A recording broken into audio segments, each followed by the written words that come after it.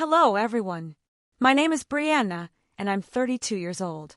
I'm speaking to you from a quiet corner of what my family calls the estate, a sprawling property nestled deep in the heart of rural Georgia. It's Christmas, and the air is thick with the scent of pine and simmering resentment. Every year, the entire extended family gathers here, a tradition stretching back generations. For most, it's a joyous reunion, but for me, it always feels like walking into a carefully curated performance where I'm an unscripted extra. I've learned to anticipate the subtle slights, the averted gazes, and the conversations that abruptly halt when I approach. I grew up in the same small town, just a few miles from this grand house, but my path diverged early. While my cousins were groomed for prestigious universities and family businesses, I chose a different route, one that, in their eyes, made me an anomaly. My presence here is tolerated, not celebrated. I've always been the other, black relative, the one who doesn't quite fit their mold of success or propriety. My mother, bless her heart, always said it was their loss, not mine. But even her unwavering support couldn't erase the sting of being perpetually overlooked. This year, however, feels different. There's a hum of anticipation within me, a quiet resolve that wasn't there before. The usual holiday cheer feels thinner, almost transparent, revealing the underlying tensions that always simmer beneath the surface. I'm standing by the large bay window, watching the last rays of sunlight fade over the pecan groves. The laughter from the living room sounds distant, like an echo from a world I'm not truly a part of. It's a familiar feeling, one I've become accustomed to over the years. They're all there. Aunt Carol, with her perfectly coiffed hair and sharp tongue, Uncle Robert, whose booming voice always seems to overshadow mine, and my cousins, who greet me with polite but distant smiles, their eyes already scanning for someone more interesting. I remember one Christmas, when I was just a teenager, I tried to share my dream of becoming an architect. Aunt Carol simply patted my hand and said, "That's a lovely hobby, dear, but perhaps you should focus on something more practical." Her words, though seemingly benign, felt like a dismissal of my entire future. It's moments like those that built up, year after year, reinforcing the narrative that I was somehow less, somehow unworthy of their attention or respect. My achievements, no matter how significant to me, were always minimized or ignored entirely. They never asked about my work, my passions, or my struggles. Their conversations revolved around their own successes, their children's accomplishments, and the latest gossip about people I barely knew. I was merely a silent observer, a shadow in their brightly lit world. Even my mother, who is also black, often found herself navigating this delicate dance of acceptance and exclusion. She always encouraged me to rise above it, to show them my worth through my actions. And I have, in my own way, far from their prying eyes. But tonight, the silence I've endured for so long is about to be broken. I've carried a secret, a significant development in my life that I've deliberately kept from them. It's a revelation that will undoubtedly shatter their preconceived notions about me. The air is charged with unspoken words, with years of neglect and quiet judgment. I can feel the weight of their expectations, or rather, their lack of expectations for me. It's a heavy burden, but one that has also fueled my determination. I've spent years proving my worth to myself, not to them. And tonight, that quiet validation will finally burst into the open. They may have ignored me at countless holiday dinners, but this one, I promise you, will be different. The time for quiet observation is over. The time for my voice to be heard, for my truth to be acknowledged, is finally here. My heart is pounding, a mix of fear and exhilarating anticipation. Stepping into the main living room, the cacophony of greetings and laughter hits me like a wave.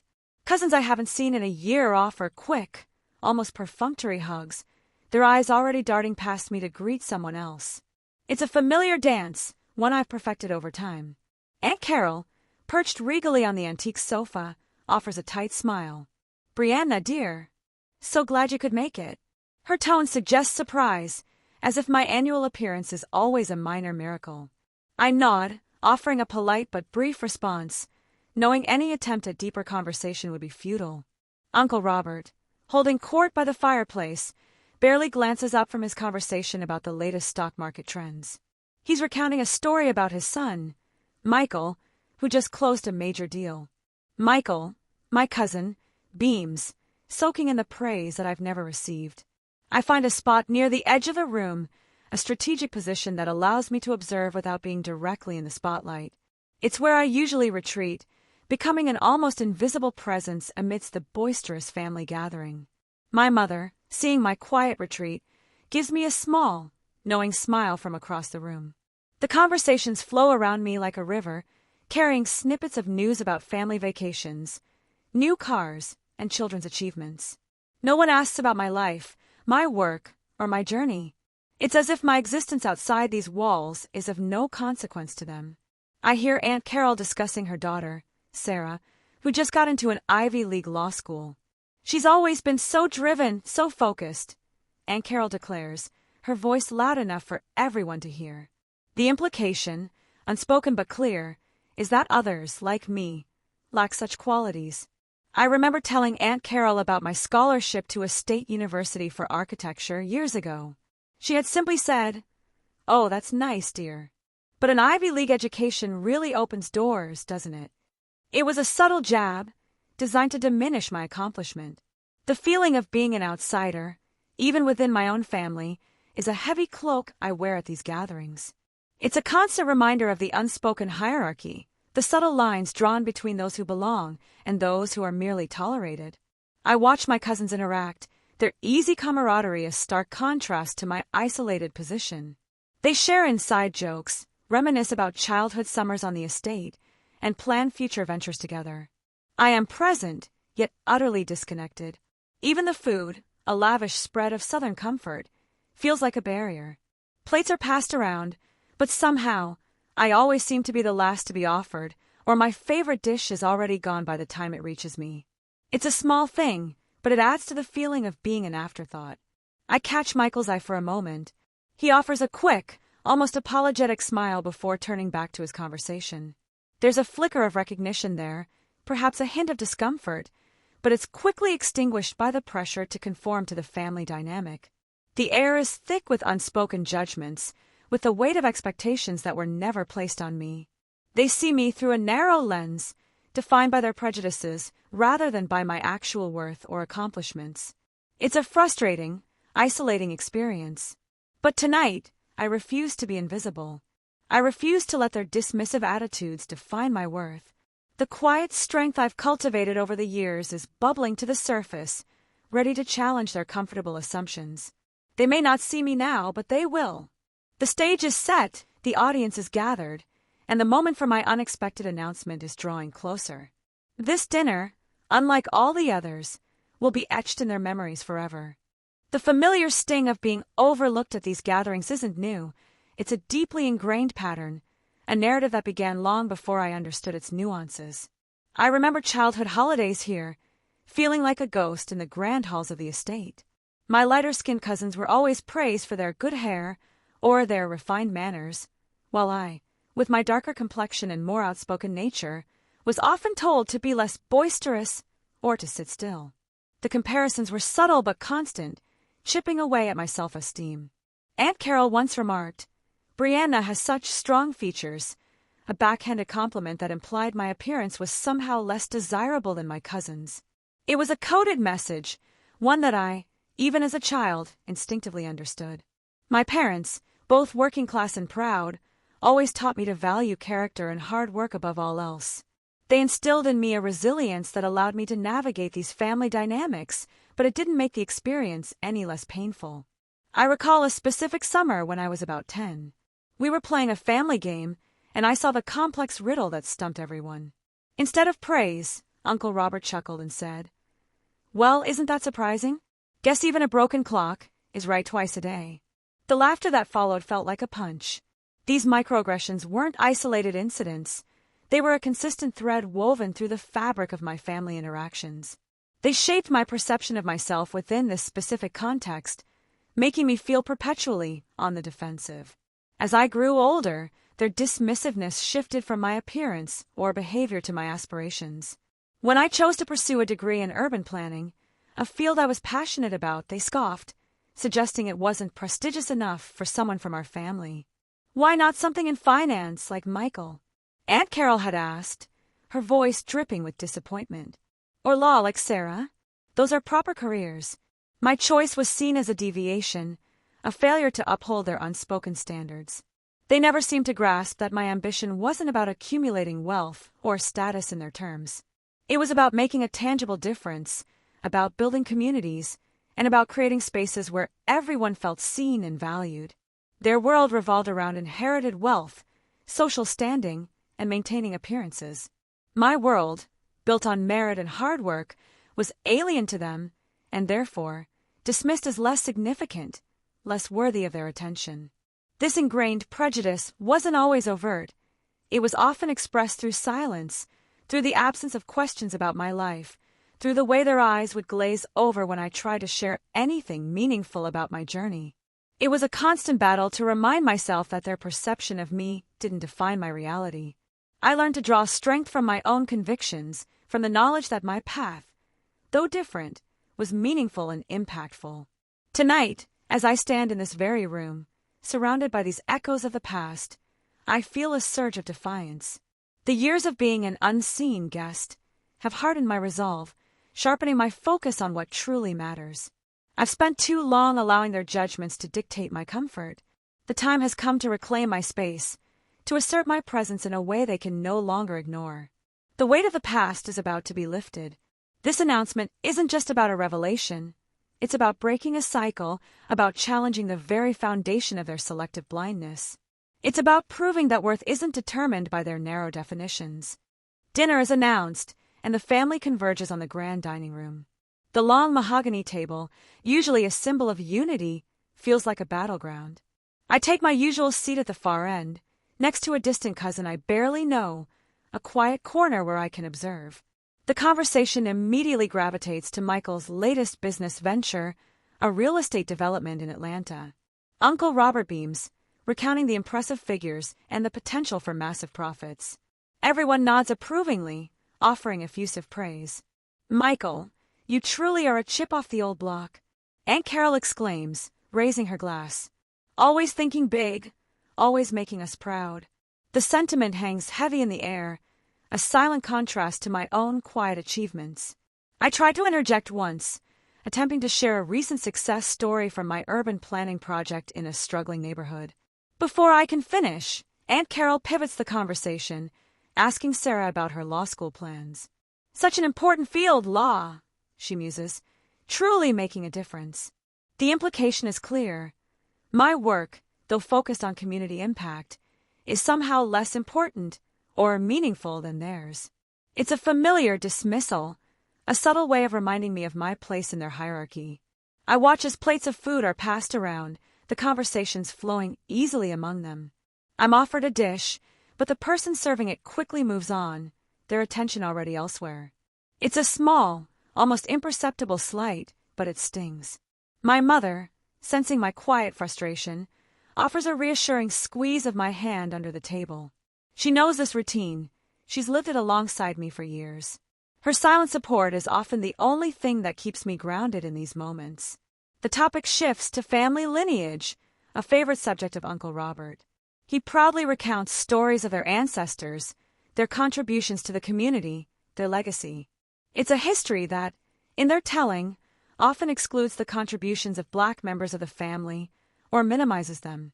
I think of my grandmother, a formidable woman who worked tirelessly as a seamstress to support her family, whose quiet strength was the backbone of our branch. Her story, though equally vital, would never be celebrated at this table. The laughter around me feels hollow, echoing with years of unacknowledged struggles and triumphs.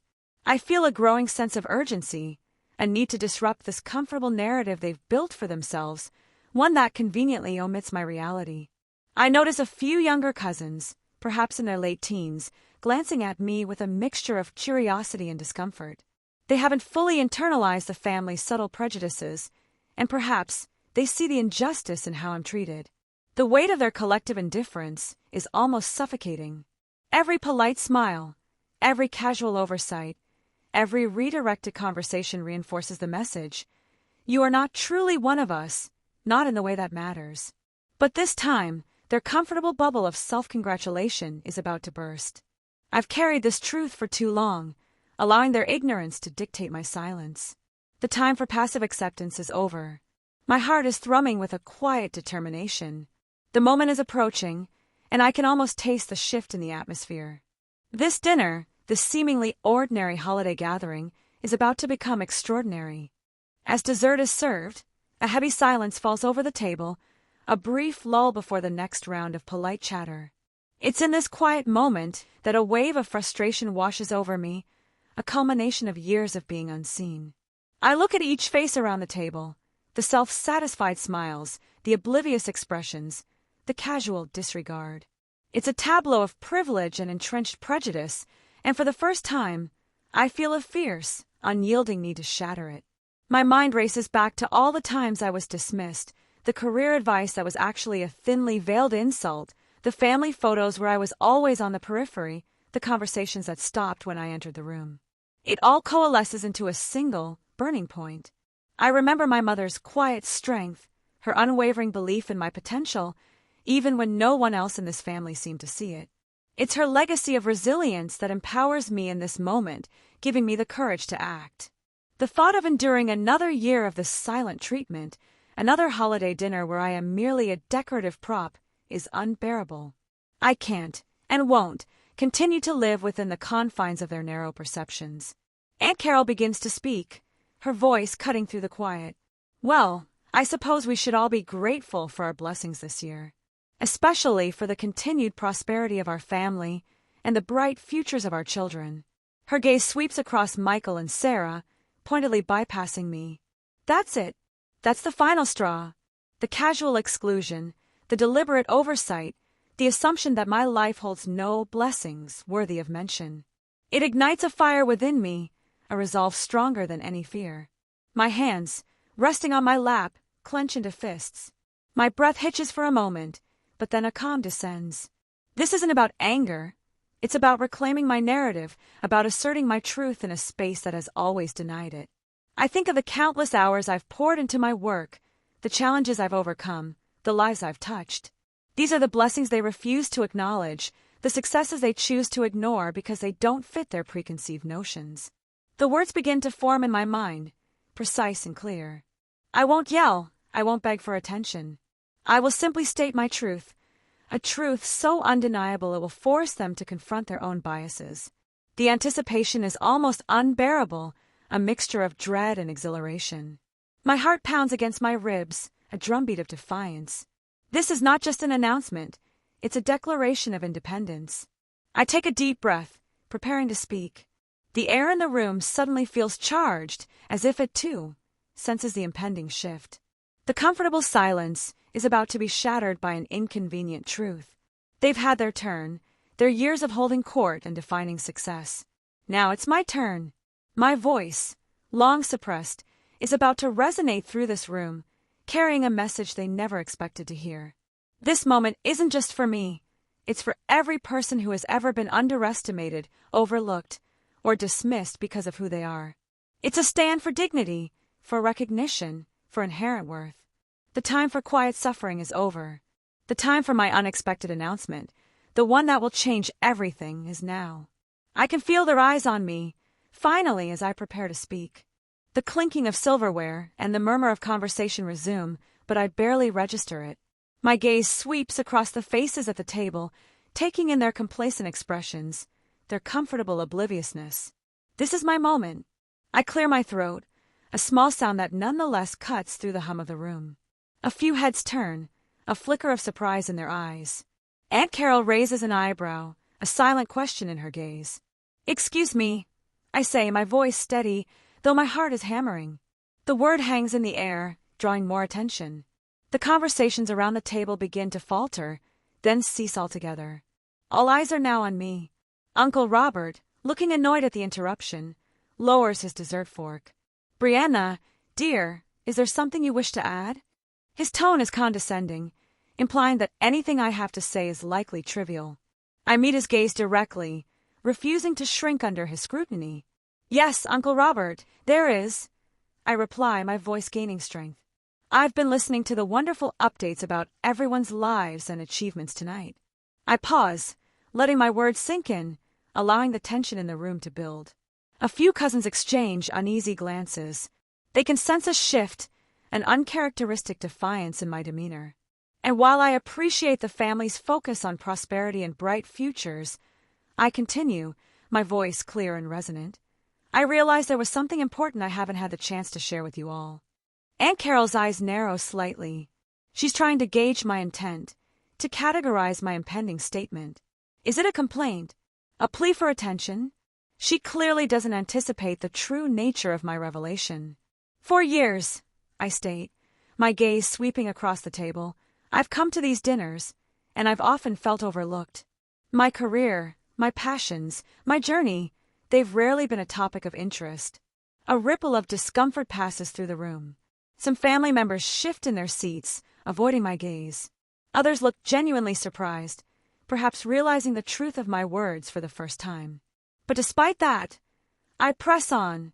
I've been quietly building something significant, something that, I believe, embodies the very spirit of making a difference that you all speak of. Michael looks intrigued, a flicker of curiosity replacing his usual indifference. Sarah, too, seems to be listening intently, her usual composure slightly ruffled by the unexpected turn of events. As many of you know, I say, a slight smile playing on my lips, I pursued urban planning, a field that, to some, might not seem as glamorous as finance or law. I let the subtle jab hang in the air. However, I continue, my voice filled with quiet pride. My work has led me down an incredibly fulfilling path, a path that has culminated in a rather significant development, one I'm very proud to announce tonight. The room is silent, every eye fixed on me. The air is thick with anticipation, with a palpable shift in energy. They are finally listening, truly listening, for the first time in years. I take a deep breath, the silence in the dining room amplifying the beat of my own heart. This is it, the culmination of years of quiet effort and the moment I've waited for. My gaze settles on Uncle Robert, then Aunt Carol. For the past 7 years, I begin, my voice clear and steady, I've been working on a project that started as a passion, then became a mission. It's a nonprofit organization dedicated to revitalizing underserved communities across the South. A murmur ripples through the room. Some look confused, others skeptical. Aunt Carol's lips are pressed into a thin line. They clearly weren't expecting anything of this magnitude from me. We focus on sustainable urban development, I explain, creating affordable housing, establishing community gardens, and building educational centers in areas that have been historically neglected. We empower local residents to lead their own transformation. Michael, who usually dismisses anything not directly related to profit, leans forward, a look of genuine interest on his face. This is not the hobby, Aunt Carol once suggested. And tonight, I continue, my voice rising slightly, I'm incredibly proud to announce that our organization, Roots and Renewal, has just secured a major grant. A grant from the MacArthur Foundation, totaling $50 million. The words hang in the air, heavy with their implications. A collective gasp escapes from several family members. Uncle Robert's jaw drops, his face draining of color. Aunt Carol looks as if she's been struck. $50 million. The number echoes in the stunned silence.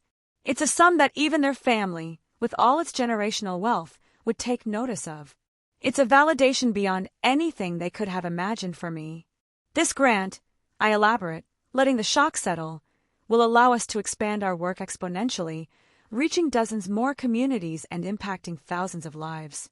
It's a testament to the hard work of my team and the vision we share. My mother, tears welling in her eyes, offers a proud, tearful smile. She knew about the grant application, but not the final confirmation. Her quiet strength has always been my anchor. Cousin Sarah, usually so composed, looks genuinely astonished. $50 million, she whispers, almost to herself. The scale of the achievement is clearly sinking in, shattering her preconceived notions. And what's more, I add, my voice firm, this isn't just about the money. It's about recognizing the value in communities they've ignored, about investing in people they've overlooked. It's about building a legacy that truly matters. The room remains silent, but the atmosphere has completely shifted. The air is thick with disbelief, with a sudden, dawning realization of my true worth, a worth they had always dismissed. Their faces, once complacent and dismissive, are now a mix of shock, envy, and a grudging respect. The unseen guest has just made an undeniable, unignorable statement. This announcement isn't just about a grant. It's about challenging their narrow definitions of success, about proving that impact and purpose can be just as valuable, if not more so, than inherited wealth. The silence that followed my announcement was deafening, a stark contrast to the usual holiday chatter. It wasn't a comfortable silence, but one filled with unspoken questions, with the weight of shattered assumptions. Uncle Robert was the first to speak, his voice a strained whisper. $50 million. Brianna, are you certain? His disbelief was palpable, a testament to how profoundly I had upended his worldview. Quite certain, Uncle Robert, I replied, a calm confidence in my tone. The official announcement will be made public next week, but I wanted to share it with my family first. The subtle irony of that statement was not lost on me. Aunt Carol, regaining some composure, managed a weak smile. My goodness, Brianna, that's truly remarkable. We had no idea you were working on something so substantial. Her words were laced with a forced politeness, a desperate attempt to recover. My cousins, Michael and Sarah, approached me, their expressions a mixture of awe and genuine curiosity. Brianna, that's incredible, Michael said, his usual competitive edge replaced by something akin to respect. How did you even? Sarah nodded. Yes, that's an enormous achievement. We'd love to hear more about it, if you're willing to share. For the first time, their questions felt sincere, devoid of the usual condescension. I felt a wave of profound relief wash over me. It wasn't about gloating or seeking validation, but about finally being seen, truly seen, for who I was and what I had accomplished. The years of being invisible were finally over. The rest of the evening was a strange mix of forced cordiality and genuine curiosity. Family members who had ignored me for years now sought me out, asking about roots and renewal, about my vision, about the future. Their questions were hesitant at first, as if they were afraid to acknowledge the depth of their past dismissals. But as I spoke, sharing my passion and my journey, their initial shock slowly gave way to a grudging admiration. I noticed the younger cousins watching me with new eyes, a spark of inspiration in their gaze. Perhaps my story, my unexpected rise, would challenge their own perceptions of what was possible, of what true success looked like. Leaving the estate that night felt different. The weight I had carried for so long, the burden of their prejudice and my own quiet resilience, had finally lifted. I drove away, not with a sense of triumph over them, but with a profound sense of liberation. My unexpected announcement wasn't just about a grant. It was about reclaiming my narrative, about shattering the stereotypes they had imposed on me. It was about proving that worth isn't defined by their limited vision. The path ahead for roots and renewal is vast and challenging, but I face it with renewed purpose. My experience at that holiday dinner, though painful at times, only solidified my resolve to build a world where everyone's potential is recognized, regardless of their background. I think of the countless individuals in the communities we serve, people who have been overlooked and underestimated, just as I was. My work is for them, a testament to the power of resilience and the importance of being seen. This holiday dinner, once a symbol of my marginalization, became the stage for my Declaration of Independence. It was a surprising and just ending, not just for me, but for the narrative of what it means to be truly valued.